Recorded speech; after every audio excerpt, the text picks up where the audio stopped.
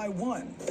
Each lawman turned criminal heard chilling details of the crimes against them and stoically admitted their guilt in front of a judge. The so-called Rankin County Six, some of whom called themselves the Goon Squad, will now be forced to reckon with the decisions they made back in January, decisions they then hid from investigators and their own boss for months. If you look at chronologically the way things went, there's really no way to fight the circumstances. Attorney Trent Walker represents Michael Corey Jenkins and Eddie Parker, the two black men brutalized and assaulted that night. Walker says he thinks these officers' stories fell apart early on because of how former Deputy Hunter Elbert shot Jenkins in the first place. There is really no logical explanation as to why an entry wound would ever come from the inside of someone's mouth.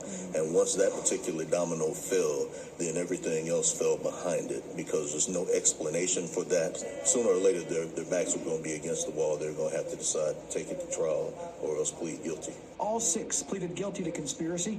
Elwood pleaded guilty to aggravated assault and home invasion. Christian Dedman pleaded guilty to home invasion too.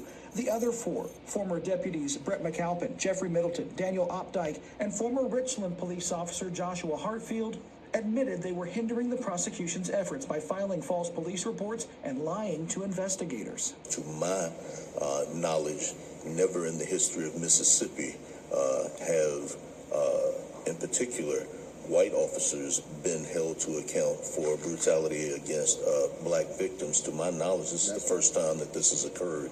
I hope this is a lesson to everybody out there. Justice will be served.